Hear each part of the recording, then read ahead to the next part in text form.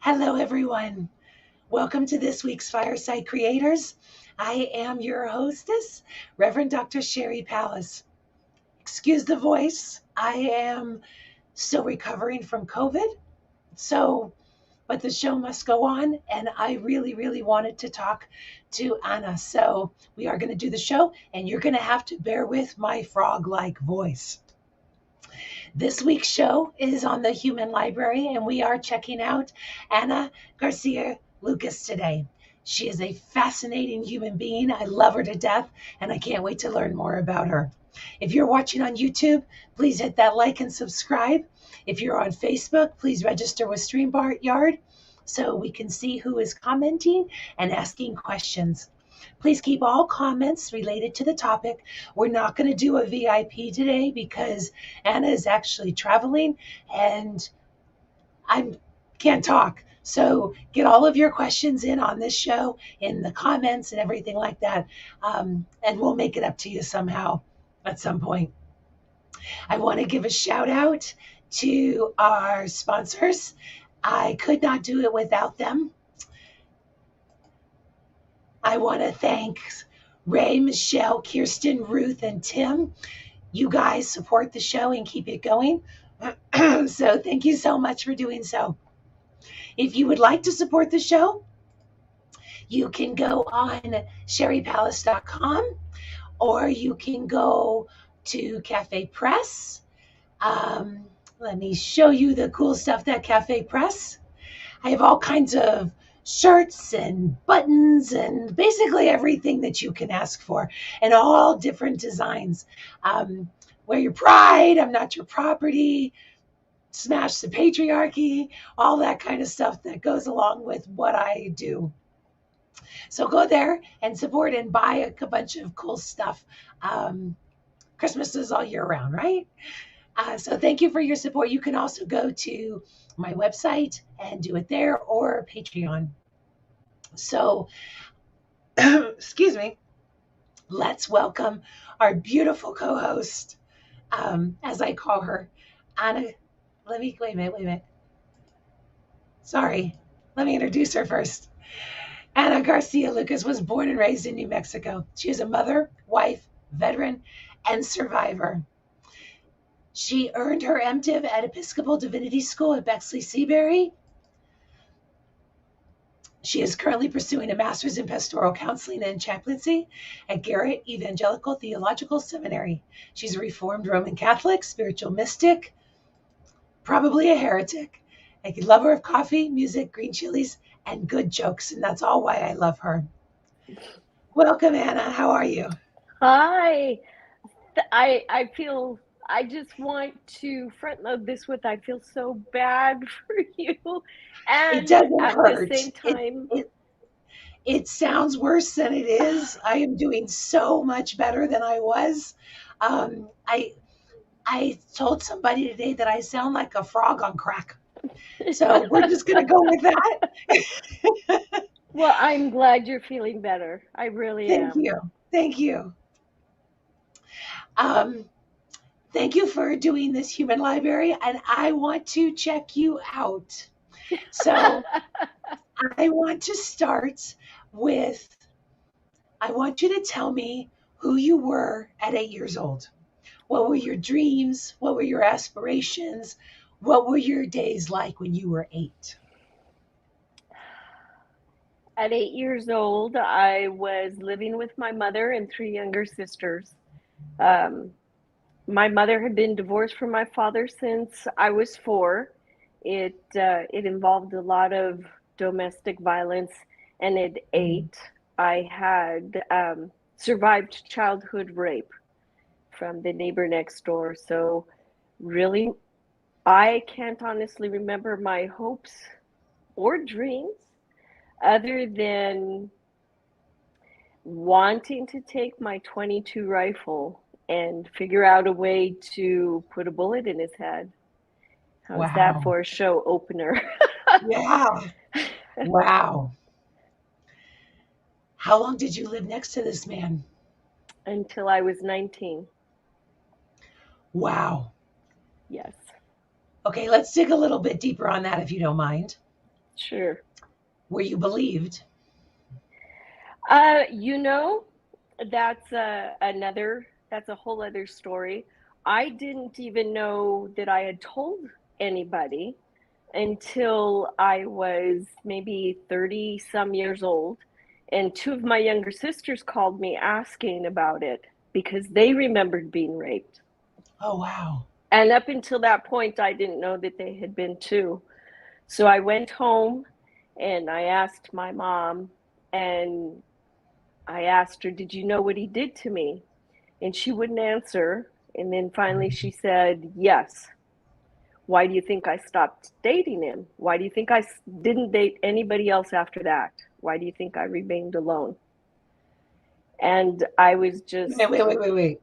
That's a pretty big thing to just drop. So she was yes, dating the neighbor on top of it? Wow. yes, Okay. yes, I'm so sorry. yes. So there were a couple of real gut punches there.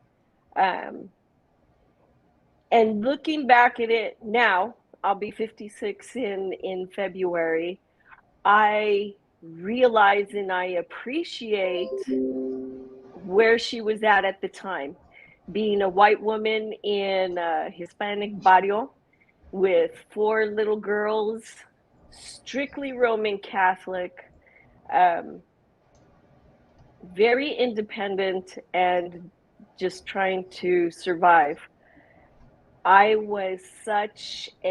My father was my hero, and our relationship, my mother and the relationship between me and my mother was always very strained because of it.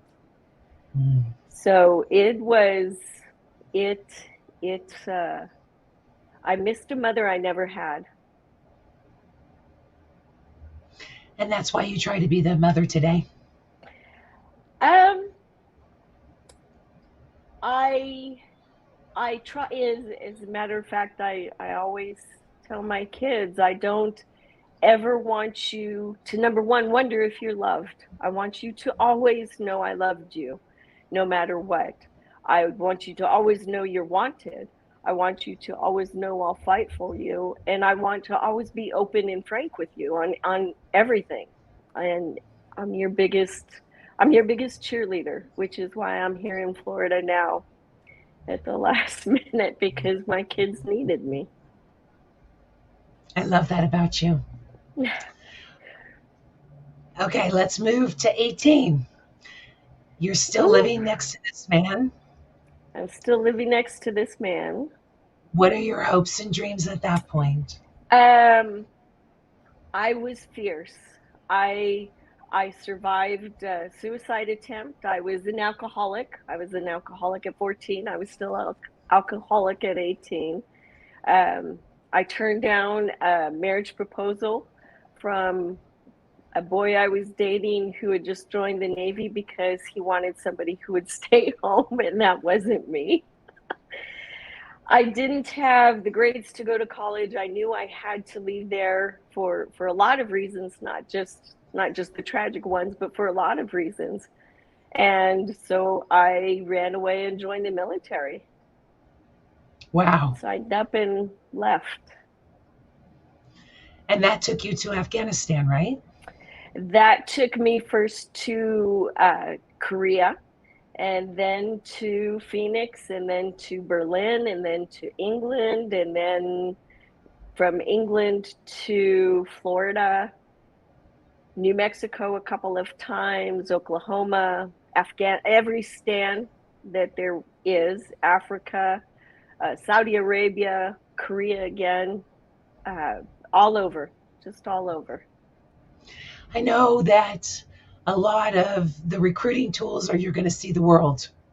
Was that the highlight of your military experience? Was seeing the world?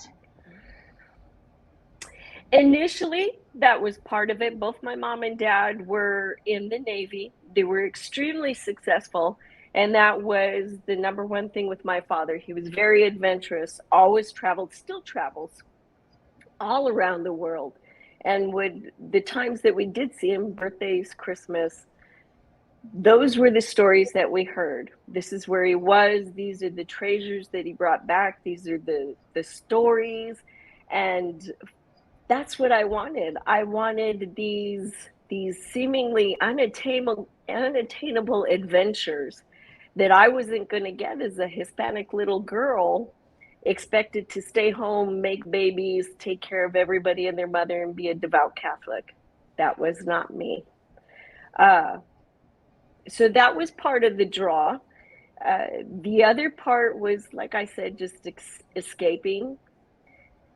But the number one thing that kept me in the military were all the men who told me, no, you can't, and all the men who said, we trust you, go ahead and do it.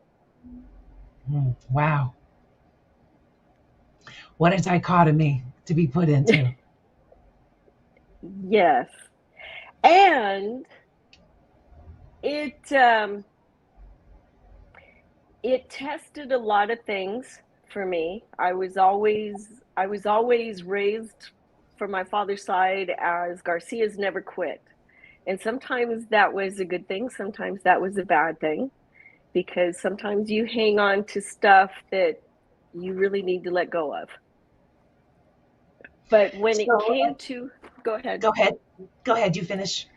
When it came to the military, that mantra of I never quit saved my life so many times, led me to things there would be no way I would have never ever done, as somebody called me a taco girl from Alto Street, which means you would stay in the barrio, you'd stay on welfare, you'd pop out babies. Wow.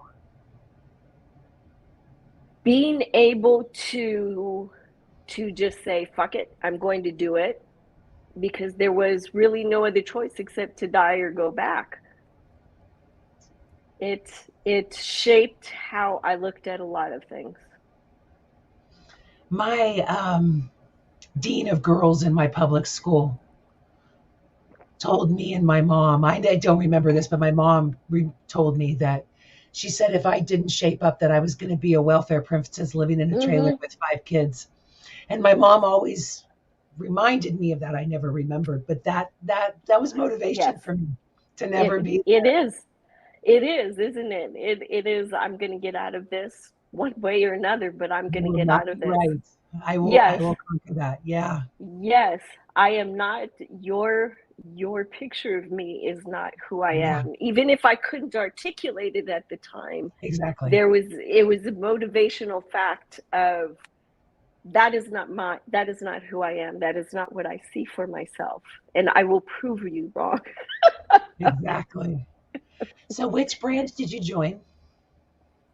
I started out in the Air National Guard for 3 years, and when I was told by my first husband that we needed money so he could go to college, I went active duty, and that's how I ended up in Korea.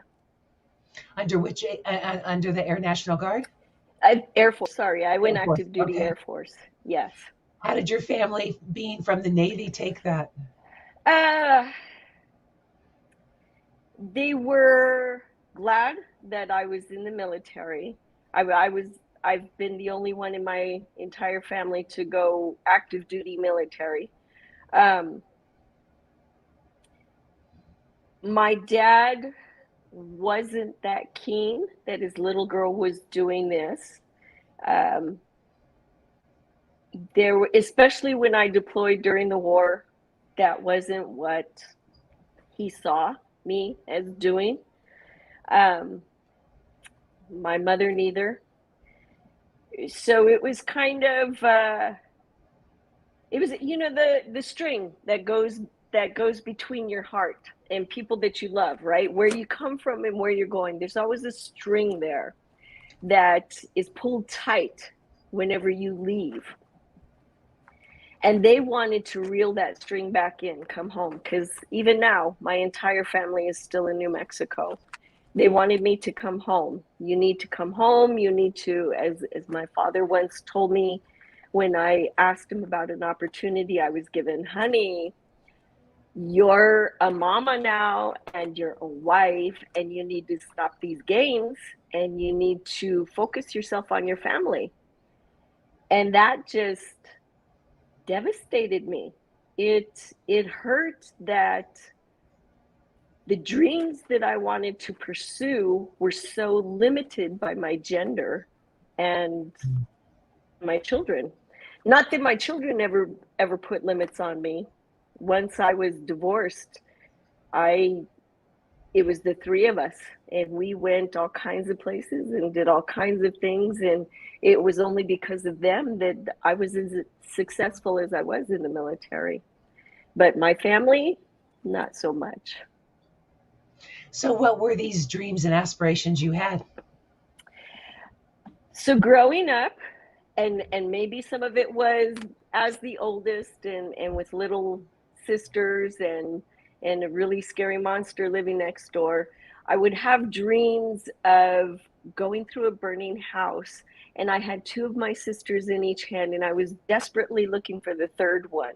And I was always worried about, well, who will I have to let go if I find her? And so the motivation has always been to make sure nobody's left behind. And it coincided with what the military did. You took care of everybody else. You served everybody else. It didn't matter if they didn't agree with you. It didn't matter if they wanted to kill you. You gave your life for other people. And when the Gulf War started and I was the first to sign up, I was the only woman to sign up. The commander told me as long as he was in charge, he would never send a woman to war. And again, don't tell me no, because then it'll become my life's work to make it happen. And then it became, I want to do everything I can and be good at it. So, he went away, obviously, because you went to war. Yes. Yes. Uh, I didn't go to the Gulf War, but once I got to the United Kingdom and Provide Promise happened, and the war broke out in Bosnia Herzegovina, Sarajevo. That was my first. That was my first taste, and the adrenaline rush, the the ability to connect as a team with other people and do things you never thought possible. And when it turned out good, it was very, very good. It was phenomenal. And once it was over, once the adrenaline rush was done, there was just a wow, let's do it again. Let's do it again. Wow. Okay, so let's fast forward to 28, and you're looking back on 18. What was your biggest lesson at that point? Uh 18, I was trying to run away. At 28, I had been married for about a year. Um, wasn't a very good marriage.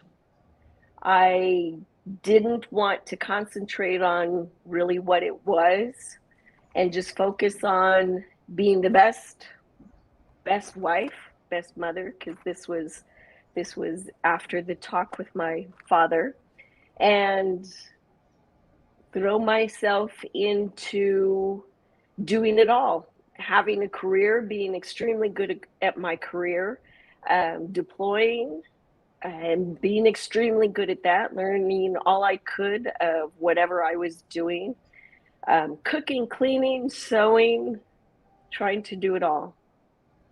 So maybe I didn't learn everything from 18. So, what talk with your father? I was given an opportunity um, to go into a new area in the military, cybersecurity, way back before there was even knew what cyber was or security was. Um, and they asked me to do it. It was, to me, that was a big deal. It was new and it was groundbreaking. And here this taco girl from Alto Street was being asked to do it. And I really wanted to do it. But my dad said that was the you need to stop playing games and focus on being a wife and a mother. And Wow. my husband at the time wasn't comfortable with a wife who was ambitious, at least not in that way, because I wasn't like the normal wives. So I didn't do it. And I can say I think that's one regret I've always had, is that I let somebody talk me out of it. It's never too late. No. And look at me, I work in space now, right? So There you go. Okay, let's skip to 35. Who are you? What are your dreams? And what are your goals? 35,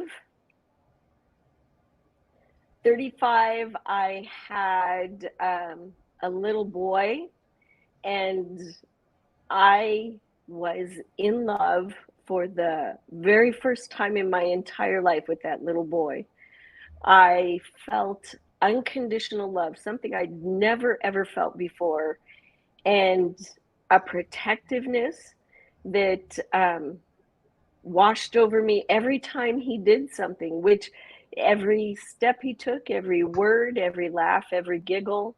Uh, we were in England, and so I was still with special operations, and I thought I had it. I thought I had it all, but most importantly was that little boy. I wanted to give him the world. I wanted everything to be perfect for him. That sounds kind of boring, but it No, wasn't. I know the feeling. I know the feeling. Kids can do that to you. Yeah, So, yes. are you still married at 35? 35, I was still married. It still wasn't a good marriage.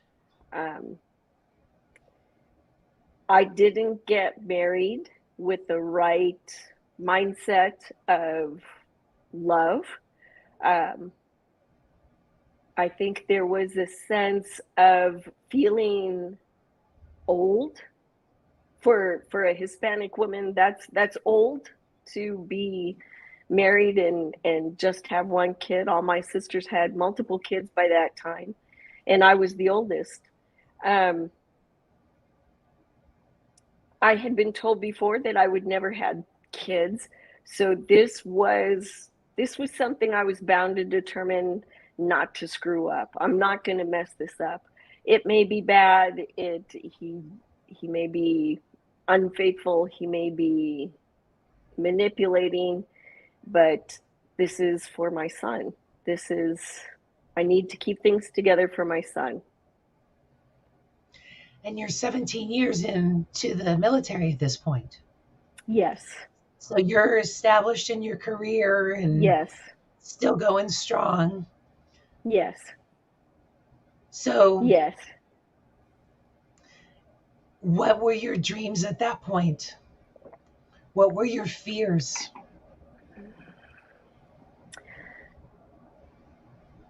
My fears were losing my family, losing losing my husband at the time.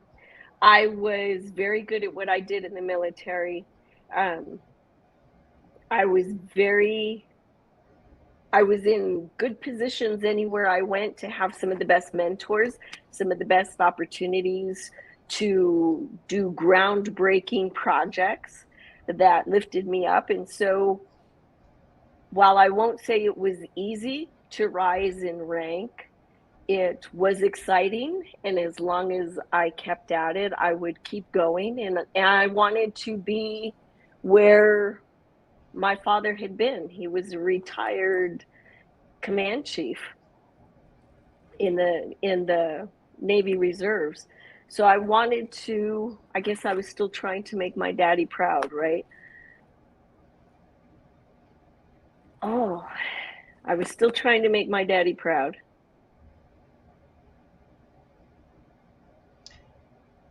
Is he alive? He's still alive. Yes, he is. He is.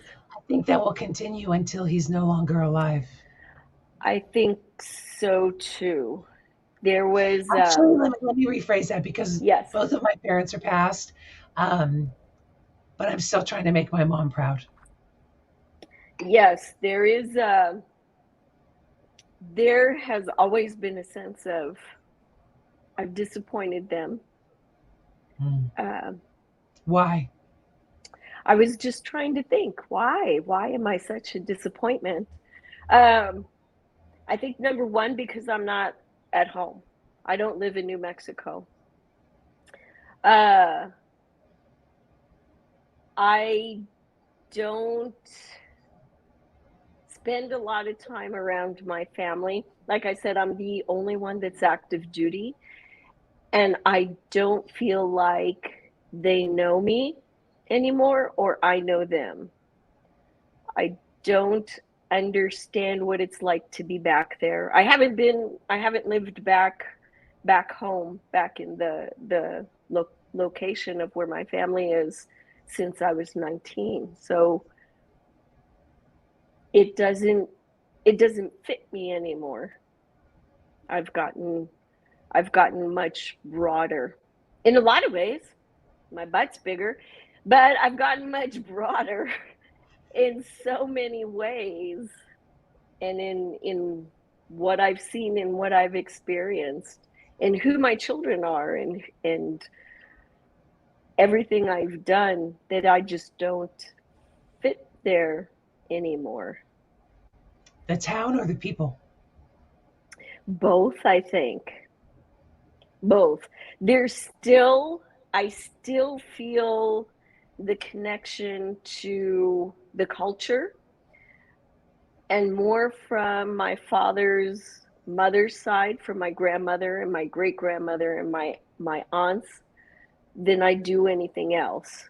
There I feel a strong connection. There I feel if I could get back to any place, any time, it would be just to be around them. They're no longer here. They've all passed. But it would be just to get around them and ask questions. Tell me stories. How did you do Mhm. this? What Yeah. happened here? How did you do that? I hate that so often they pass before you realize that you need those questions answered, and you even have those questions that are out there. Yes, because it feels kind of like you're not tethered anymore. I mean, Yeah. I still feel tethered. I still feel that connection to those family members, but it's kind of nebulous, right? Because they're not on this earth anymore. And so if I talk to them, there's not always a direct answer or a direct communication. There's just feelings. So let's go forward 5 years to 40. Who are you? Where are Okay. you? I was a single mom. Um, I was back from lots of wars, tons of wars. I had my two children. Uh, if You have two now. I'm, I have two. I have a son and a daughter, um, and we are kind of like the Three Musketeers. I'm still in the military. We're still doing the best we can. Uh, both children, no, just my son has come out at this point, and that kind of threw me for another loop. I wasn't I knew that he might be gay from as early as 3 years to 6 years. So trying to figure out how to still protect him, right? Because that's all it is, how to protect him how to make a living, how to take care of my kids, how to still remain successful in the military, how to build a life. Um, and do I need a man in my life? Mm. I didn't How at the time.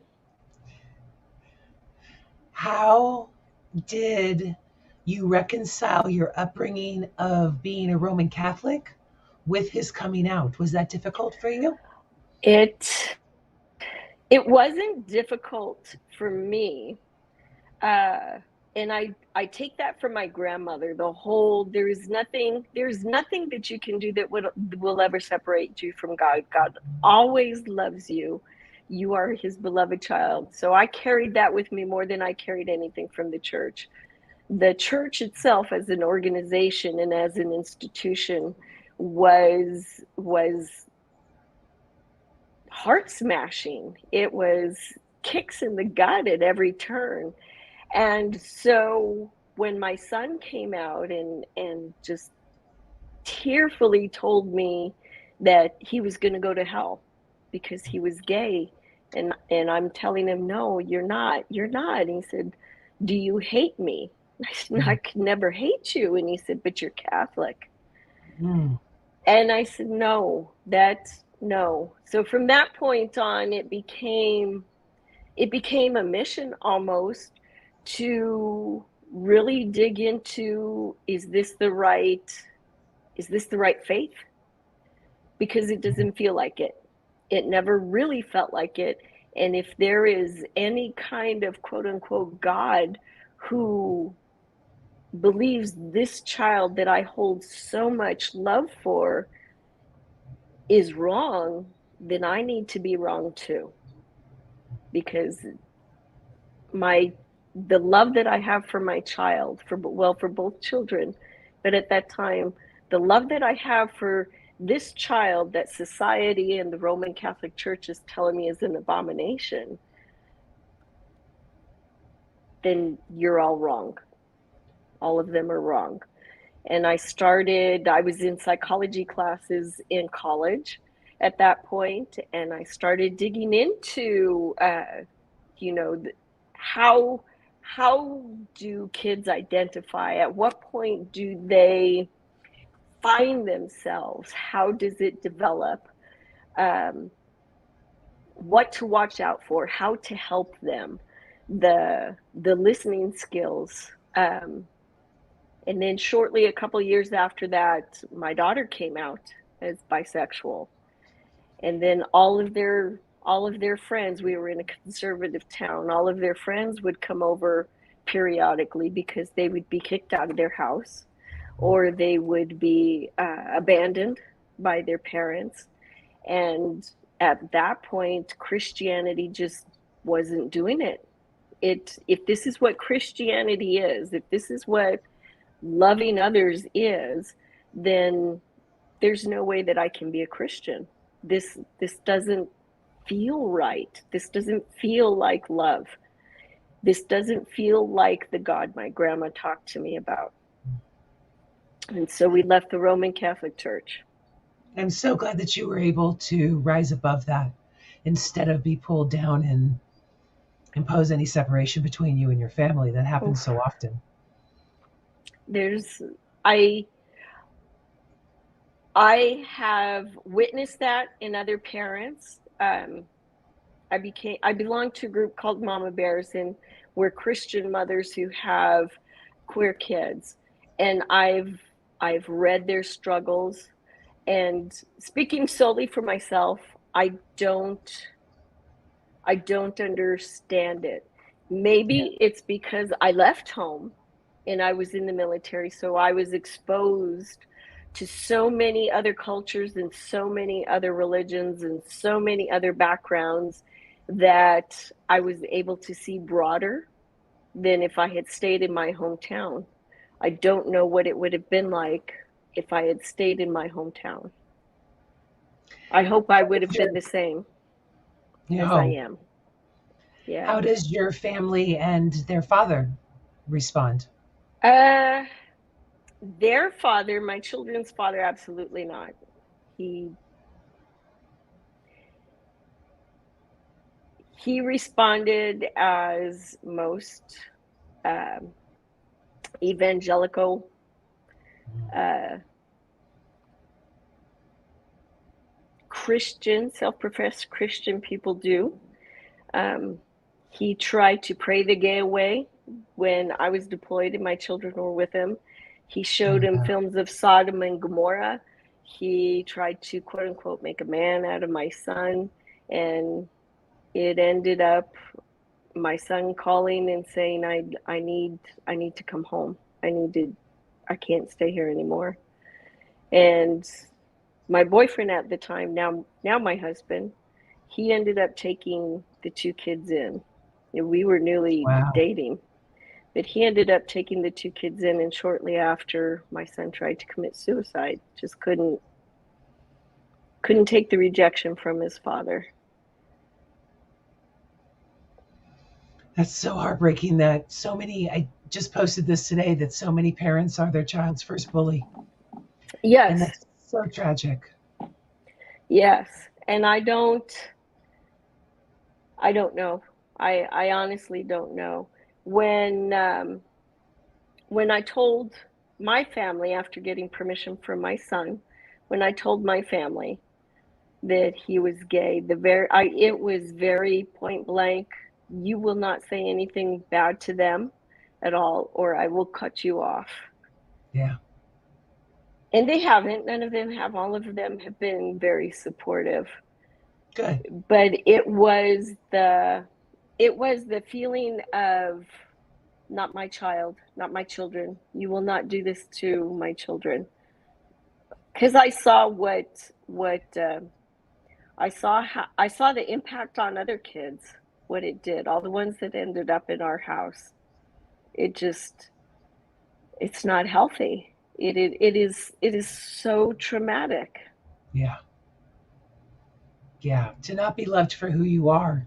I mean, that's the ultimate Yes, abuse right there. yes. And isn't that what we all just want? I Yeah. mean,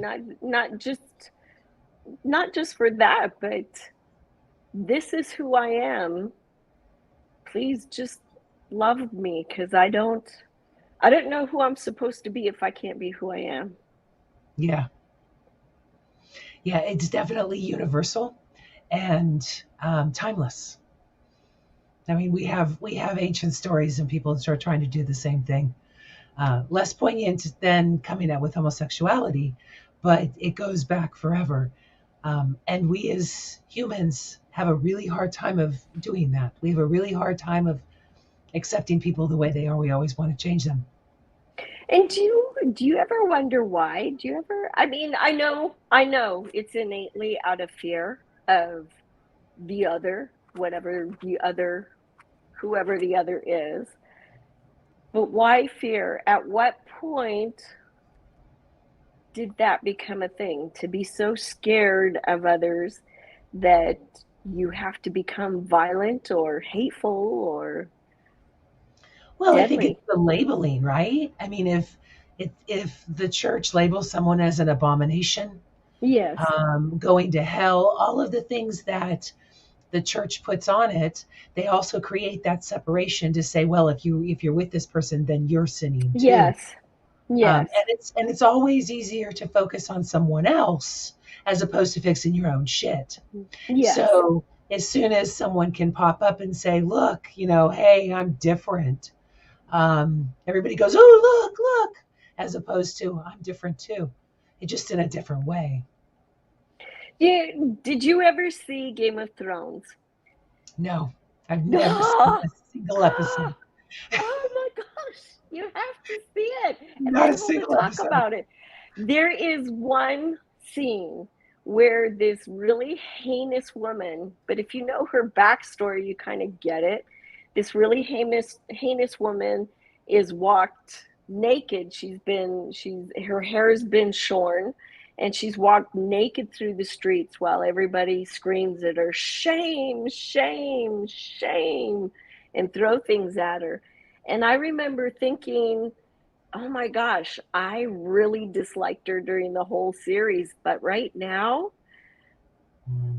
I just want to throw a blanket around her and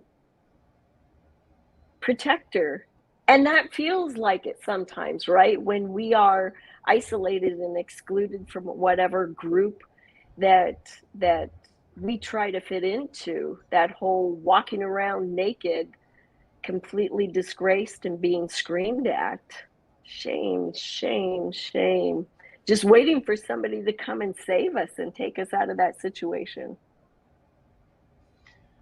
Well, I think that especially in a capitalistic society, we focus more on what people are as opposed to who they are.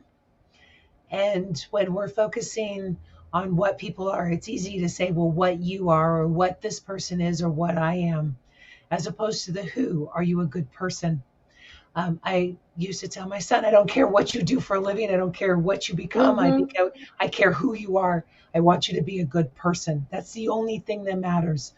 And when we do that, when we can carry that off, um, the rest is supposed to fall into place, right? You're supposed to be accepting of these people. You're supposed to be loving. You're supposed to be these types of things. So you don't have the mob mentality of screaming shame or homophobia, racism, Mm-hmm. all of the things that fall into play with that.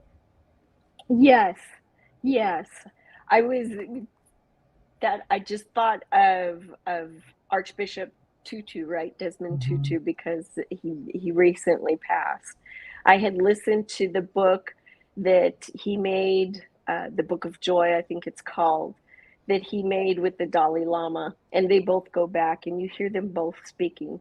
But Mhm. he was talking about how to rise above, how to forgive, how differences are just differences, and how pain is kind of what shapes who people are. And if we realize that both within ourselves and with everybody else, then it goes a long way in allowing us to connect on a human level versus anything else.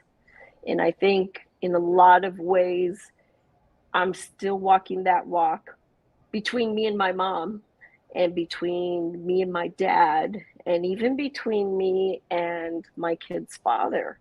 Even though I don't talk to him, there's still, I understand from what little he told me when we first got together why he thinks certain things he thinks. And while I can't see it as excusing what happened, I can understand in some ways some of the choices that he made. That empathy is what I love about you. Oh, I still would like to throw rocks at him. Don't get me wrong on that. Empathy is not excluded from anger. There was when when my son told me that he was trying to repair his relationship with his dad. There was a whole part of me going, ah, bite your tongue, bite your tongue, bite your Yeah. tongue, and saying what you're supposed to say, right? Just listening and that sounds like a tough road. Oh, that sounds like it'll be a challenge. You say those things that are safe, and you hope encouraging, and then in the back of your mind you're sitting there going, okay, I really need a protection spell for my son. No, not a voodoo doll. No, not a hex. No, you can't do that. Just And calling your I girlfriend still going, I want to fucking kill him, but I got to yes, be nice. yes, yes, because you don't. I know what it was like when my mom and dad talked bad about each other after Yeah. their divorce, and I didn't want to do that. That doesn't mean I can't feel it. By Yeah. God, I feel it, but I don't want to pass that on. I think placing whatever my feelings are as my children's responsibility towards their dad is not fair. Yeah. Not fair at all. Same. So now you have three more children. Oh, Tell me about that. I don't know what I was thinking, Sheri. I claim insanity. I claim insanity. I always stuck My, by a rule that the number of children should never outweigh the number of parents. So right. that was always my golden rule. See, I What wish I had happened? known you. Right? What happened? Well, Sheri, see, I have 5 children by 3 different fathers, and the one I'm with isn't even their father. Um, my husband and I, the man I'm married to now, we just celebrated our 10th anniversary. We've been together for 12 years. Um, our 4 grown kids, my 2 and his 2, are just phenomenal adults. They're just they get along. In fact, they took a road trip together after they all got out of school across America in a car and enjoyed it. And we thought, man, if we did so good with these, and I couldn't have any more kids, we how would we do with our own? And we tried fostering first, and that was weird. You fill out the little questionnaire, and no kidding have to put down, I will not accept kids that are X, Y, and Z. And that was weird. That made me feel dirty. Yeah. And at the same time, I understood, because they told us you need to be very real about your capabilities and your abilities as parents. And that was a little frightening to have No, I that can sort of imagine. insight and actually put it on paper. Um, so the first 2 children we fostered were a 3-year-old girl and a delightful, oh, he was yummy. He was a 9-month-old boy. And they were both Hispanic, both Native American. And that little boy was just a chunky marshmallow. Oh my gosh, he was just phenomenal. And we loved them. We loved them to death. Um, and then they went back to their mom, and it tore something in me that I wasn't even aware was there, and I didn't want to foster kids anymore. And then out of the blue, they called us maybe about 6 months later. We know you guys aren't looking to adopt anymore, but we have a 3-year-old boy. He's been through 5 homes. We don't have any place for him to go at all. This was like late at night. So I said, okay, brought him home, and he looked up at my husband and he said, are you going to be my daddy now? And what do? He had nothing to him. He had a little puffy red jacket, and that was it. He had no clothes, he had no nothing. So we took him in, and about 6 weeks later, they said his mom terminated her parental rights. Do you want to adopt him? And we thought we could do this. So we said yes, and we started the paperwork on him, and everything was fine. The older kids that were still living with us, they doted on him. He was fantastic birth control, let me tell you what. But they doted on him. And then about a couple of months later, they called us and said, we have a 1-year-old and we have an 8-month-old, and their parents were just put in jail, and we have no place to take them. And so that was supposed to be a weekend, and a weekend turned into a month, and turned into a couple of months, and a lot of months, and we ended up adopting them too.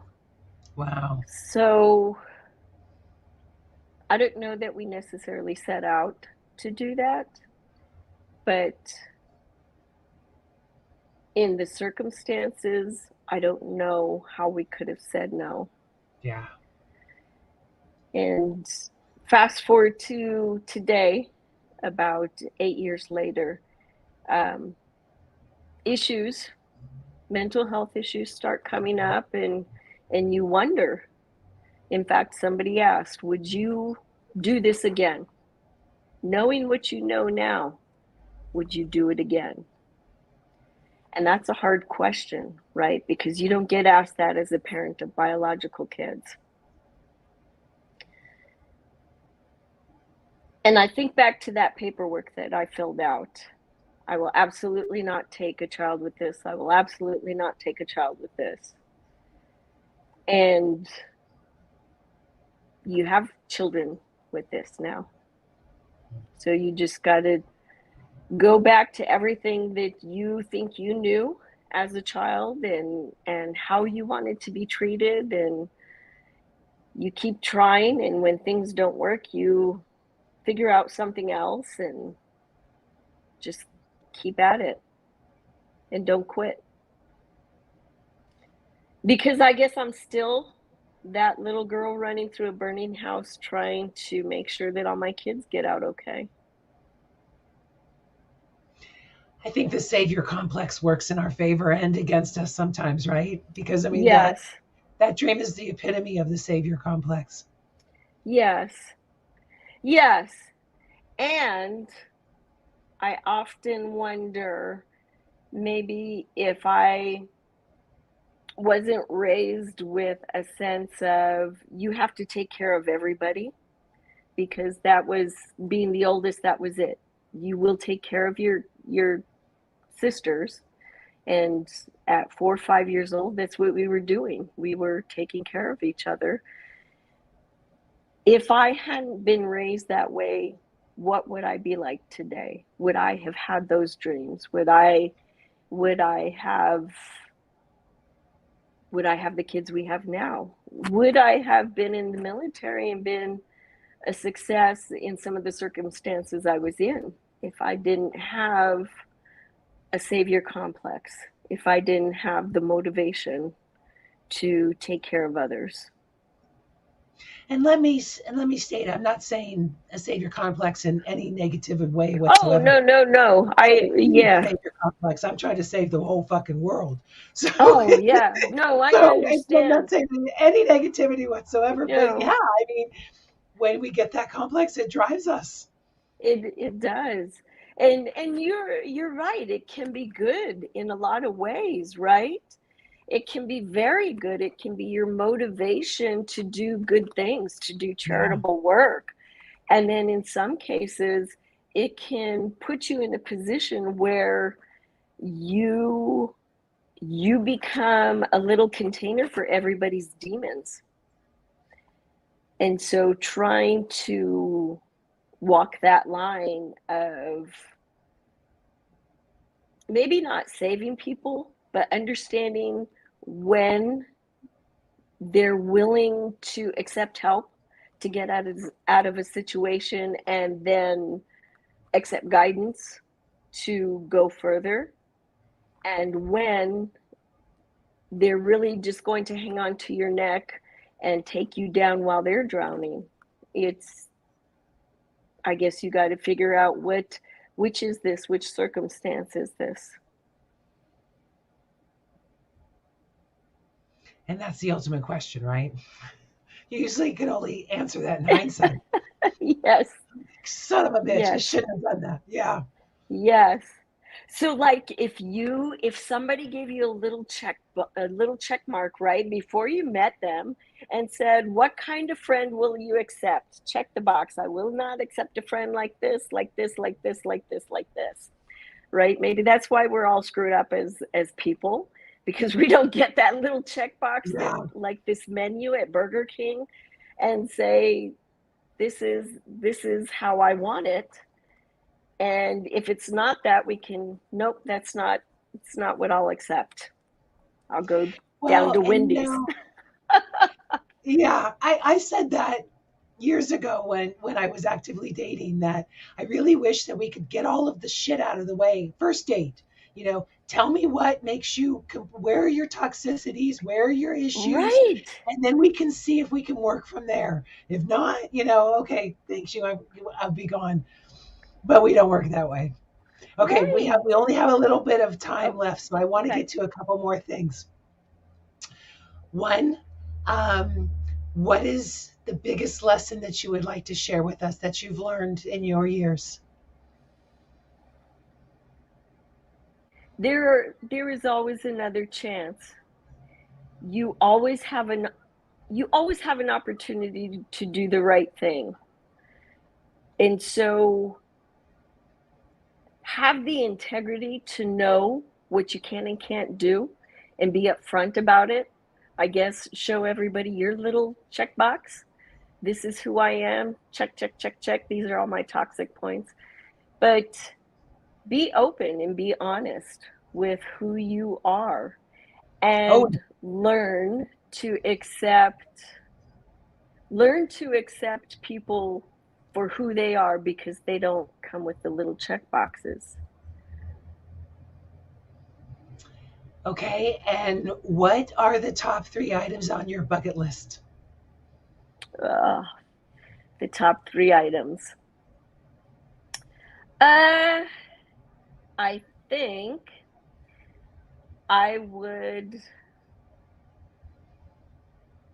I think I just want to grow old and happy. I think really that is just the number one.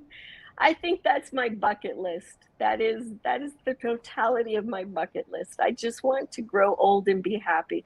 Maybe if I could learn a couple of spells that are not bad, but that's my bucket list. I want to Well, be you're going to grow happy and I old, want my so kids that's I not a want my goal. kids to be happy. I think those are really that's it. That's all I want. That's it. Do you have any dreams that you haven't accomplished yet? Um I still feel called to be a priest, and whether or not that'll happen, I don't know. I feel that in little ways as I go through my day-to-day stuff that happens. And so I don't know. I don't know that I have any dreams other than growing old and happy. That's it. You know what? I do. I do. I want COVID to go the fuck away. Oh, That's it. preach, girlfriend, That's preach. it. As I That's sound it. like a frog. That's it. Yeah. Oh, if we could only. Yes. That's it. Well, I'm That's going to it. tell you that you're going to grow old, so your dreams are growing and your bucket list is going to happen. But let's work on the happiness part every day. And Yes. I want to tell you on a personal as well as whatever professional this is, thank you. It is such a pleasure knowing you. It is such an honor to walk through, even if we're not in the same spot, to walk through this life with you now.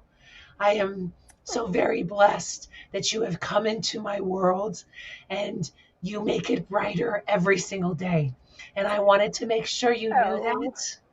that and were aware that when you post all of the stuff that you do, you're touching people's lives and giving people strength. And I hope that our audience was able to see that today and why I am one of Oh. your biggest fans. You're gonna make me cry. One day when all this fucking COVID stuff is over, we so have to get together and do this by a real fireside. We really do. Definitely, definitely. We do. With lots and lots of other people who watched us and who have been a Yes. part of it. It would be awesome. Yes.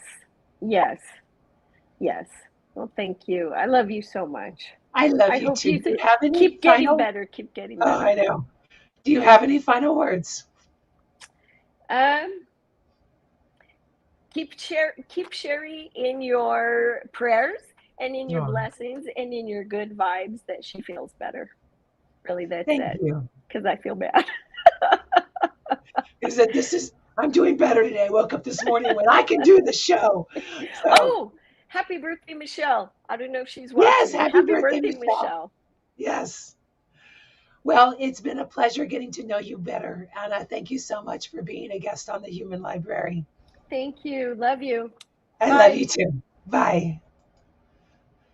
I hope you guys could hear and see. I know I've been having connectivity issues. I watched some of last week's and I kept getting frozen. So sorry about that. I'm working on it, trying to make it better. I'm going to sign off now and get some rest. And hopefully next week, when I figure out what kind of show we're going to have next week, I will be able to speak fine and not sound like a frog on crack. Be sure to welcome the new year in. Um, don't make resolutions, make changes. And whatever you do, walk in love. Have a great week. I'll see you next year.